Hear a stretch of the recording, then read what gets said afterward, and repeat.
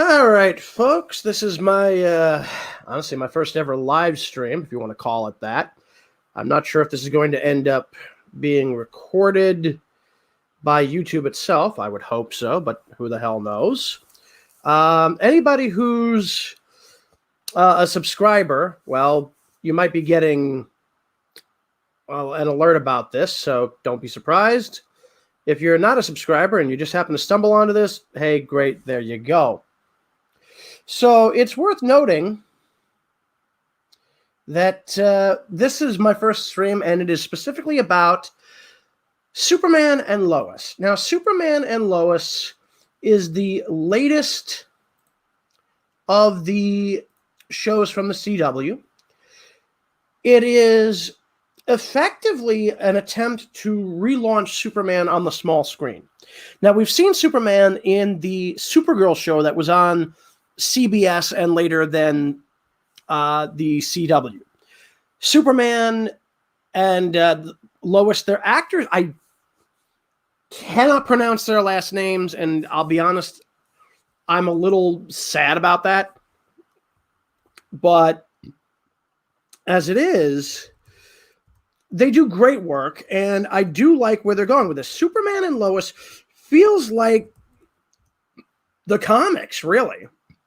It feels like what I remember reading from back in the day.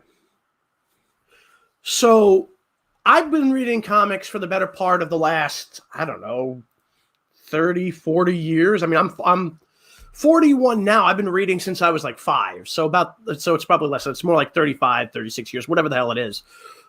I'm going to try to read these names off, and I'm probably going to butcher them. So we've got Tyler Hoechlin,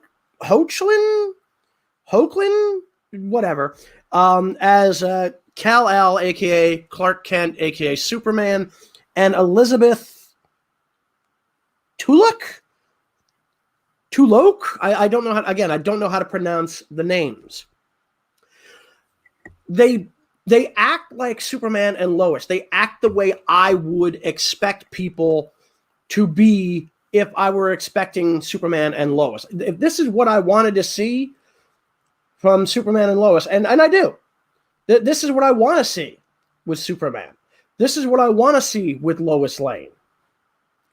They have all of this, and they have the ability to make me believe that this is Superman and Lois struggling with raising 2 teenage boys, and yet at the same time, when I see Tyler fly off as Superman, he goes from Clark to being Superman, and you don't even really think about the changeover between the 2 identities. That's how good he is at portraying the role. There are some actors who can portray more cleverly or more clearly one or the other, at least in live action. I mean, George Reeves was, George Reeves, when he played Superman, he didn't come off so much as mild-mannered, so much as just kind of ordinary, which, to be fair, that's not bad. Superman, he definitely had a bit more of a bombastic personality when portraying the Man of Steel.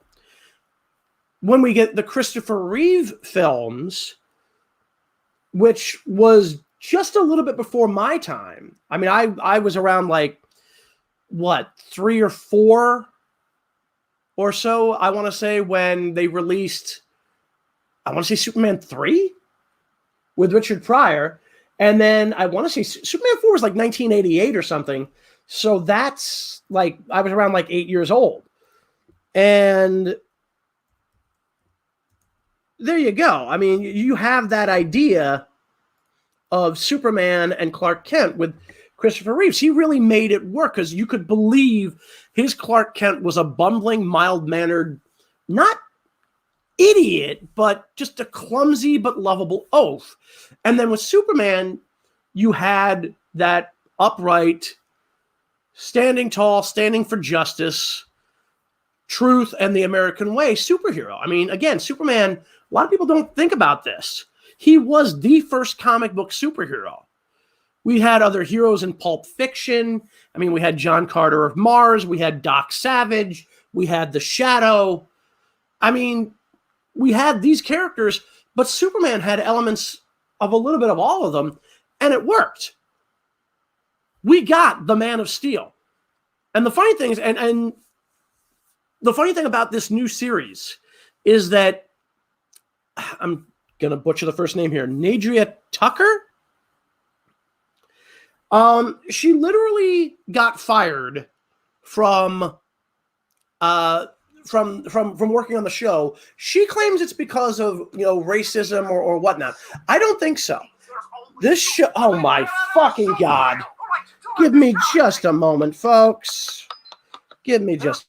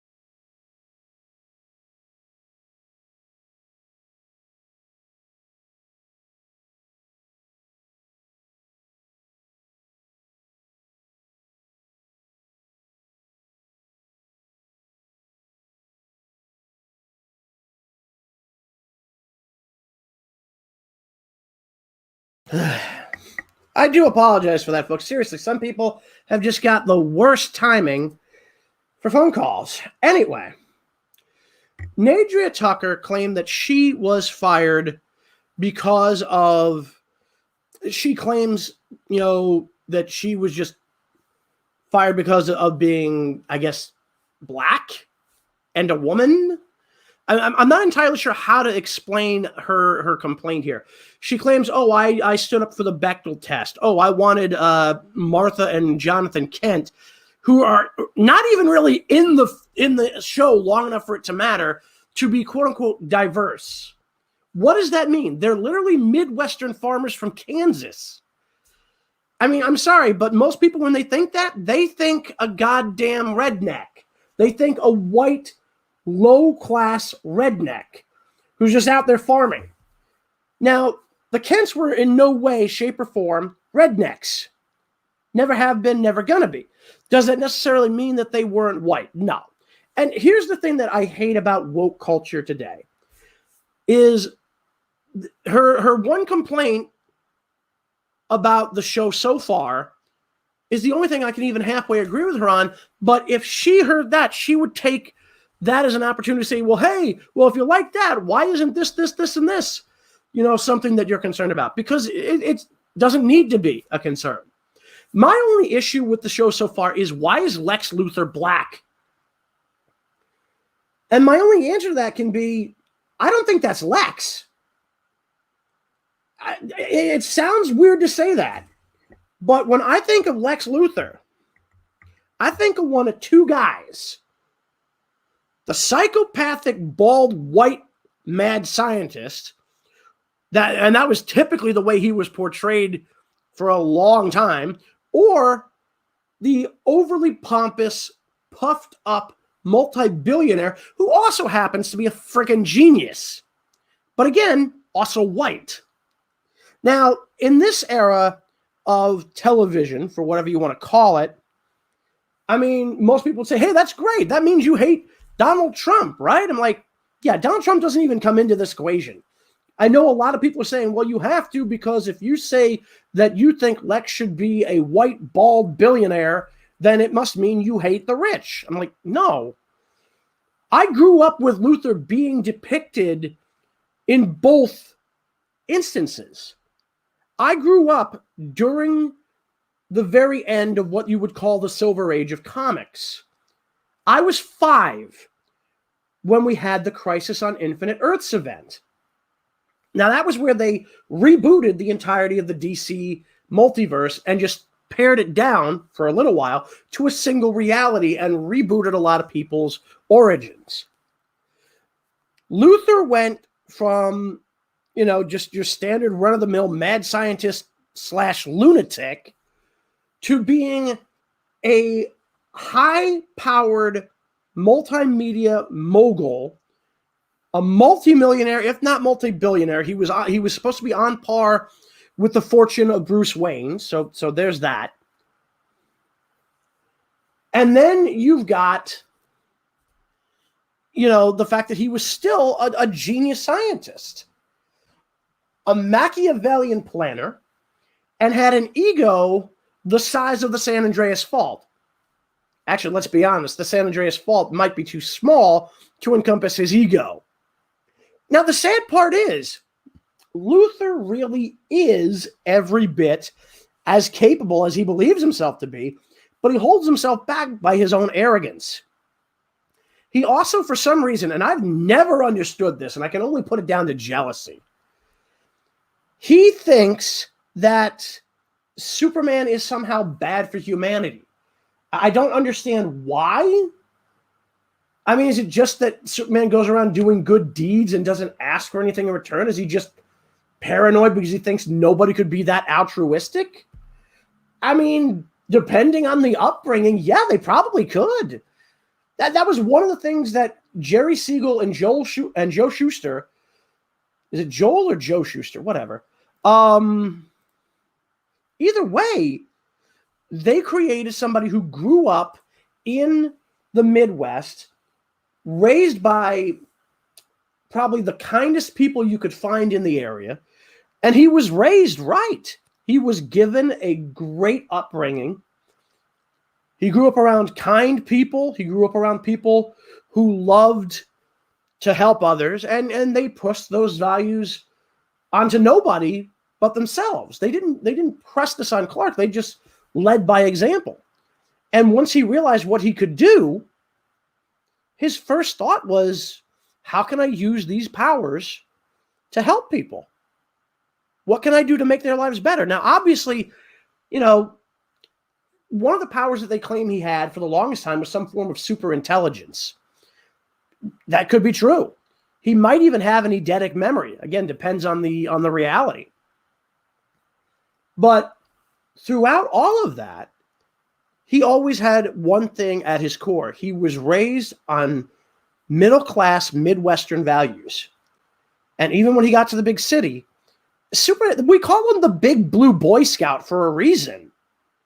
I mean, I don't know if he was ever actually a scout, but I mean, God Almighty, the man was as altruistic as it gets, and I guess that just got Luther's goat. So in the new show, we're seeing Lex Luthor depicted as a black man who may have been part of a military of some form from another reality. Now, he believes that Superman destroyed his world. We've seen what appear to be flashbacks from Luther's point of view. He's got some kind of high-powered armor, so I'm sorry, but I kind of get Iron Man vibes from the new armor. But at the same time, Luther's had some form of powered armor over the years off and on, so it's not a big thing for him to be wearing armor. It's just, I just get that weird Iron Man vibe from him. He's like an evil Iron Man. The question is this actually Lex Luthor? I don't know if I don't think I've heard the first name yet. He's just been referred to as Captain Luthor.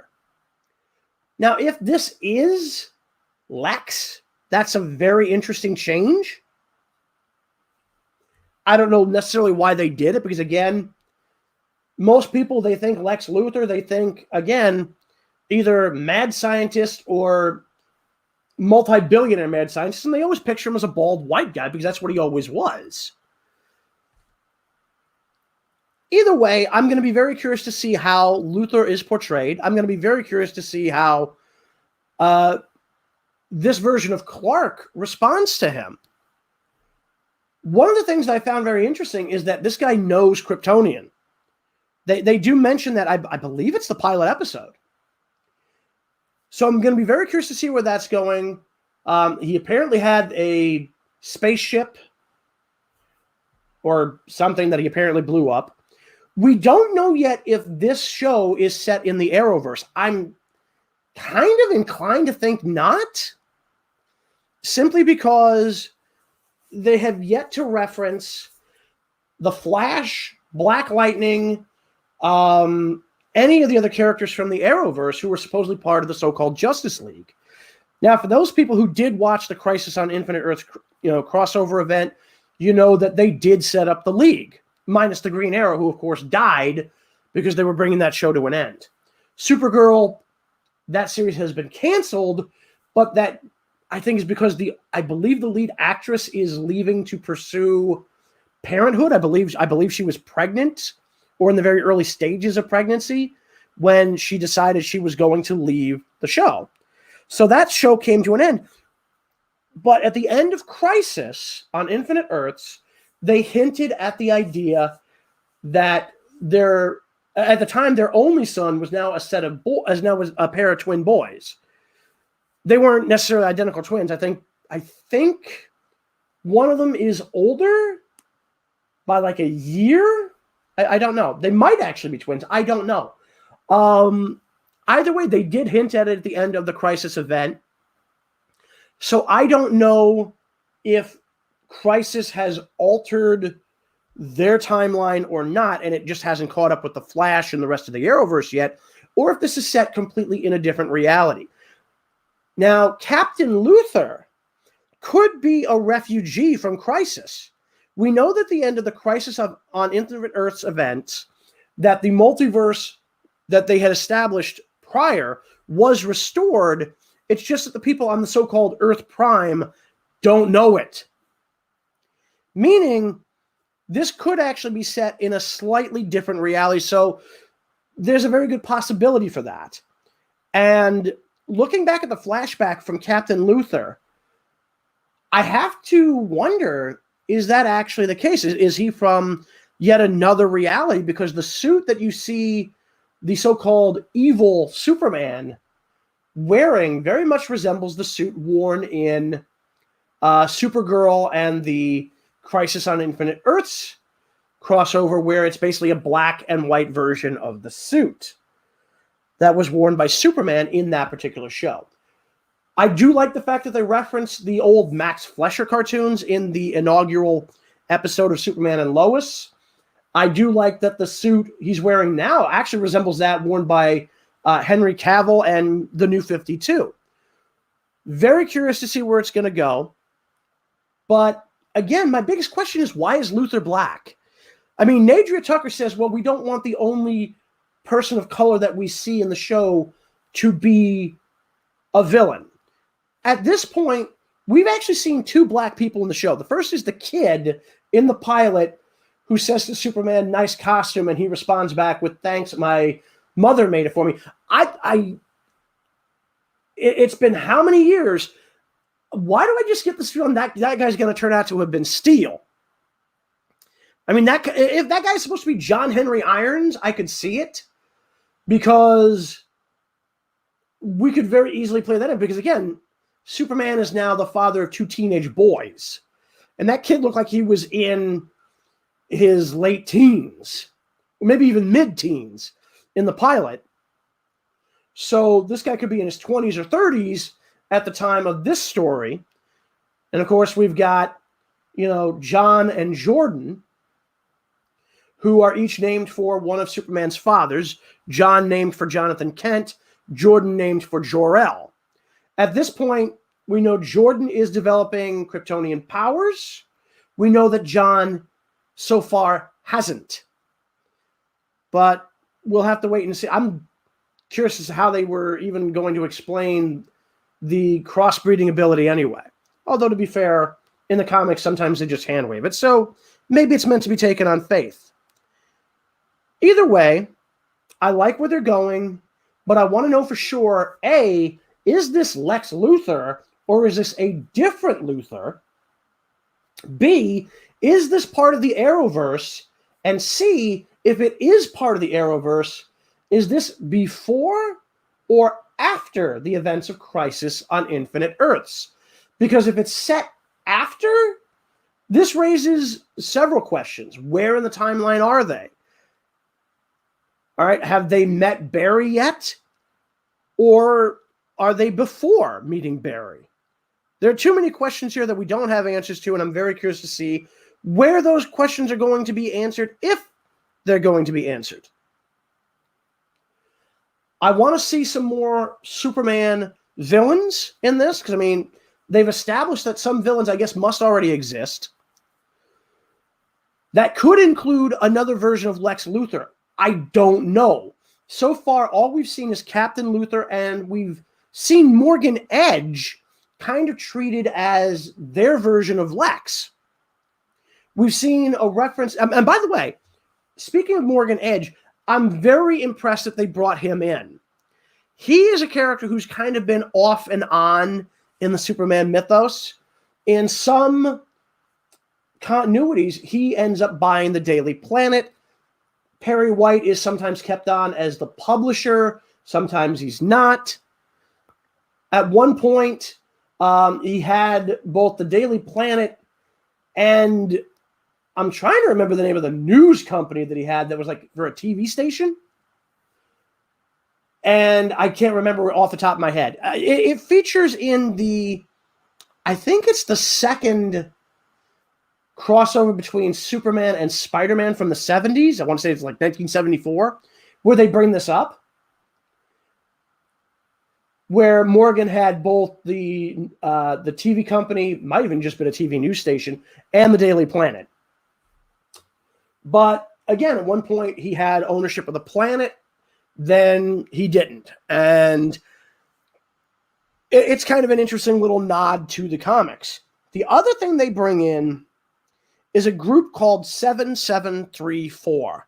Now, these guys were a group, I don't know what it actually stood for, but if you turn the numbers upside down and read them that way, if you reverse it so it's upside down 4377, upside down, those numbers spell out the word hell, which I thought was an interesting little twist. I never even thought of that. Either way, these guys were actually part of some kind of anti-Kryptonian cabal, or at least anti-Superman cabal, led by General Sam Lane, of all people. Now, General Sam Lane was a character we didn't really see much in the comics, depending on what time period of the comics you're talking about. In later years, we got a little bit more about him, but not a lot. We knew that he was the father of Lois Lane and her sister, and I can't remember off the top of my head what her sister's name is off the top of my head. Give me just a moment here. I'm going to look that up. I know that the sister of Lois ended up becoming Superwoman for a little while. I really don't know too much about it, though. Her family life was very interesting, depending entirely on which continuity you're looking at. So, Lucy Lane, that's who I'm thinking of, I do believe. So, Lucy Lane and Lois are the children of Ella and Sam Lane. Now, Sam Lane is basically, he was originally a farmer along with Ella, and then in later continuities, he became a general in the United States Army. During I think it would be just after the second Crisis event. Now, that's Infinite Crisis in the comics. He became very, very much worried about alien invasion, and to be fair, he kind of had a reason to be. Remember that in addition to the events of the formation of what they called New Krypton and the so-called rise of the Supermen, I guess you'd call it, Earth had a couple of different encounters with aliens. Very few of them friendly, even though several of Earth's greatest heroes are aliens. They were particularly worried about Kryptonians. particularly because we'd seen several Phantom Zone criminals who portrayed the entire race in a bad light, and Superman as the exception rather than the rule. The whole idea of nature versus nurture. Well, 7734 was apparently the name of the organization, because nobody would expect an organization to go by a bunch of random numbers. Either way, they had employed Lex Luthor. They had employed some guy called Reactron, who I know very little about, but he kind of gives me Metallo vibes, because he was also powered by kryptonite. I don't know if he was completely implanted with it or not, but he had it as part of his suit. Either way, the fact that they brought this in makes me very curious to see where they're going to go with it. They could start bringing in other supervillains from the Superman mythos. And I'm very curious to see if we're going to encounter more of them being referenced. I mean, they say that Superman's had a relatively colorful career. And again, he's the father of 2 teenage boys now. Does this mean we're going to see some of the old rogues gallery? Was he ever fighting superhumans, or was he fighting people who were just possessed of incredible technology? The series itself has a lot of potential. I'm glad they didn't try to go woke with this. Apparently, Nadria Tucker did try to go woke with this. I mean, like heavy duty into it. Instead, the CW said, yeah, no, we kind of want to make money, so we want to appeal to a wider audience. So that's what they're doing. They're appealing to a wider audience. And in appealing to a wider audience, could they, in fact, start bringing back older fans? A lot of people say, oh, the comics industry is fine right now. No, it's not. It's crumbling, because they're chasing a demographic of people that don't actually read comics. And I know you're probably saying, well, that can't be true. If they weren't reading comics, why are so many things being changed to suit them? Well, that's because people think Twitter is the real world. It's not. How do I know? Well, let me put it this way. When you get suspended by Twitter claiming that you broke their rules for quote-unquote abuse and harassment, when you point out to Michael Moore that saying that Texas should not be given access to the COVID-19 vaccine because of the fact that they decided that, people being shut away and getting depression and committing suicide because of being locked away in their homes for as long as they were was a bad thing. Yeah, I'm sorry. This is the kind of people that they're trying to chase as an audience. They want the uber woke. The uber woke do not read comics. The uber woke do not watch television. The uber woke do not watch movies unless they're doing it specifically for one reason, and that's to find something to complain about. And sometimes they don't even need to do that. They just need to be told, oh, wait, there isn't X, Y, and Z? That must make them bad. So as a result of that, they make this big stink on Twitter. And like these companies will immediately bend over backwards and go, oh, we're sorry. We'll do all of this, even if it alienates our customers. And to be fair, the problem with a lot of the stuff is that it is sometimes coming from within their own companies. Marvel, DC, and a lot of the major film companies are going, well, we should be woke. Why? Because people in our employ are woke. They must know something, right? They're on Twitter, right? But then when they don't get the results they want, when they don't get the money they want, they try to double down on it instead of realizing, yeah, we kind of did this to ourselves. Well, either way, Superman and Lois so far has decided not to be woke. We've got some time. This could change. This could very easily change. Right now, I think it has a lot of potential. Right now, I think we have the opportunity to see a good TV show. I personally like The Flash. I'm not a big fan of Supergirl. They got a little too preachy for me.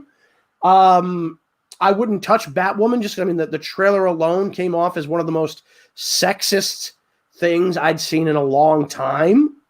And the other, and I will say this about Supergirl as well. They did the same thing that Superman and Lois did. They made Lex Luthor black. I mean, he was much, much lighter in skin tone, but I do believe he was still black in Supergirl. It's like, what the hell? I don't know. Maybe they just said, well, we need a diverse character. Let's just throw Lex Luthor into that role. It's like, yeah, dude, that's really kind of sending the wrong message.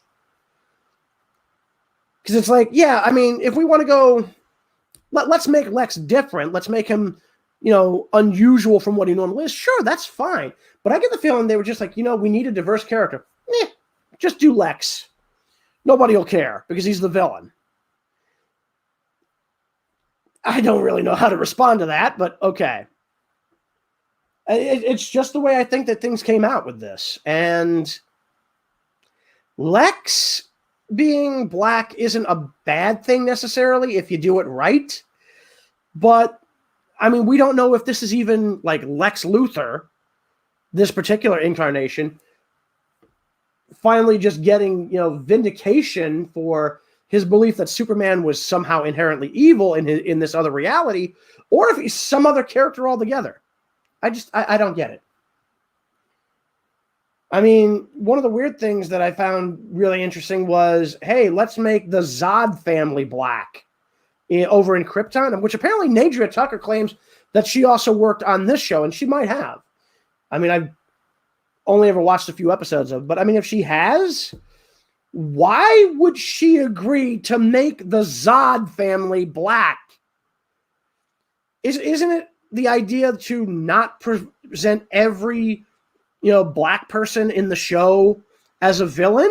Well, so far, the only black people we've seen in the show who were of importance on the Krypton show were the Zods, and they were all black.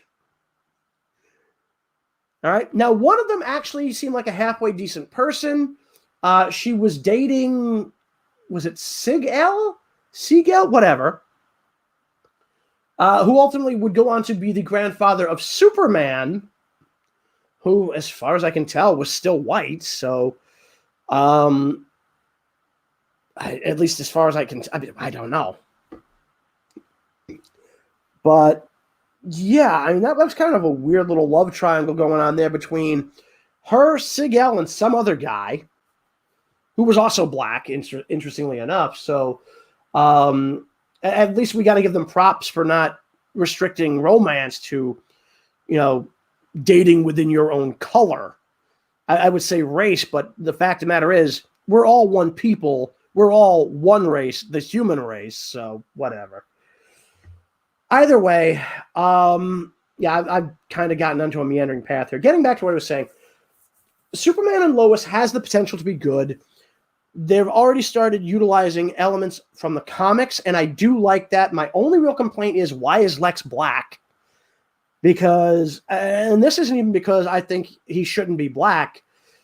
It's just, why such a radical departure even from Supergirl? I mean, if you're going to do, let's make Lex Luthor the villain, and he's going to be out there beating the crap out of Superman, why go the route of making him black when you could just bring in John Henry Irons, who is every bit as intelligent as Lex, every bit, as capable of being a major, media mogul or whatever, and have him come in as an ally of Superman's, who's fighting against the likes of a Morgan Edge or Lex Luthor. All right, I want to see Steel show up. I want to see the cyborg Superman show up. Because if they dealt with Doomsday, I want to see them have done the cyborg Superman. And I'm like, the actual cyborg Superman. They did this with Supergirl as well. It's like, why is Hank Henshaw, who's supposed to have been literally a cybernetic clone of Superman with somebody else's consciousness running the body, why was this character turned into a black character? It doesn't make any sense. Like, hey, I'm Cyborg Superman. I'm like, dude, you might as well just call yourself straight up the Cyborg, because there is no Victor Stone in the Supergirl reality. Nobody would have raised any objection to that. It would have made more sense, too. Of course, that's just my take on it. But, who's counting? Either way, if you want to do diversity, fine, but make sure it fits the character. I'm sorry, a cyborg Superman should not be a character who looks nothing like Superman or a cyborg, for that matter. The one time I think I'd ever seen the character, he didn't look anything like a cyborg. He also didn't look anything like Superman, but who's counting? I want to see these characters represented accurately to the comics. You want to bring in a Black Zod character? Fine. Bring in Val Zod from Earth 2 from the New 52 comics. He was the second Superman. He was the adopted son of the House of El. He had the same powers as Superman. He was black, so he was I guess he would have been, I think they say in the Superman guide that they have a specific island where the majority of the populace was black called the island of Valtho, and they also, went out and about and, intermingled with the rest of the regular Kryptonian populace, which at this point so far we've only seen two colors represented in the Kryptonian race so far. We've seen white Kryptonians and we've seen black Kryptonians. I've yet to see any of them that are Asian, but okay, whatever. You want to bring in a black Kryptonian, you got Val Zod right there. You got Drew Zod, who would have been his father. That would have been General Zod, and they've already touched on that with Krypton. I don't know if Krypton was set in the Earth 1 universe or the Earth 2 universe initially, but I guess they decided on Earth 1 because they referenced Doomsday. Although they did a very weird thing with him on that. Either way, if you're going to do a true representation of the comics, or at least as close to it as you can get while still going your own way, that's cool, but show us the actual characters. I want to see the cyborg Superman, which means Tyler would have to play double duty. I get that. I still want to see it happen. I want to see the Eradicator. So, yeah, Tyler would be playing triple duty. Again, I don't care. I want to see that. I'm not sure who they would get to play Superboy, which would, of course, be Connor Kent, which is the clone of Superman with Lex Luthor. My guess is they wouldn't do him simply because Luthor apparently doesn't exist in this reality. So I don't know what the story is there. But we do have a whole lot going on here with Superman and Lois. I want to see where it's going to go. I want to see who they're going to bring in from the comics. I want to see how they're going to play what appears to be Crisis into this. Because where else did this guy come from? Where is this Lex Luthor from? Has Crisis happened? Was their Earth destroyed as a result of the Anti-Monitor's antimatter wave? Is this before Crisis? Is something else going on that we don't understand? Could this whole thing be some weird, elaborate dream that's supposed to be like a flashback that leads us into the events of the show itself, finally having caught up with the rest of the Arrowverse? Who knows? I don't. You don't. Nobody does except the writers at this point. I want to see where it's going. I want to see if they can actually make this work. And I'm praying to God, it doesn't go woke. Because this is one of the only shows of the CW that I watch on a regular basis simply because it's on right after The Flash, and I like The Flash. I want to see this show succeed. Going woke, that is not success. But, I mean, tell me what you think. I mean, assuming I've done this right, because I'm using StreamYard for the first time to do my first ever broadcast live stream. I mean, tell me what you think. Is this show going to be a success? Is the show going to fail? Do you think it's going to go woke? Do you think Nadria Tucker was fired for the reasons that she claims? Because she claims, oh, I got fired for being too, willing to stand up and say, I defend the Bechdel test. I want to see Martha and John Kent be diverse? Or was it just that she ran her mouth and tried too much to get what she wanted out of this, playing the woke card, and they just said, yeah, what you want to do isn't the way we want to go with this show, so if you're not happy, and it seems like you're not, and nothing we can do will make you happy, we're just going to let you go. I mean, I don't know. Tell me what you think in the comments, assuming I did this right and you guys can actually watch this after the fact. I'll take a look. I'll try to respond to whatever comments I see in my next broadcast. Again, assuming I can do this properly with the live stream thing. This has obviously not been scheduled or anything, so I know that my subscribers, all 3 of you, if there's even that many, will have had a chance to actually be prepared to watch this. I'm going to try to schedule it for another point, at least next time, and we'll see how things go from there. This is my first time, like I said, using StreamYard. I probably screwed it up. But until next time, this has been Warwolf howling at you, and I am on the hunt.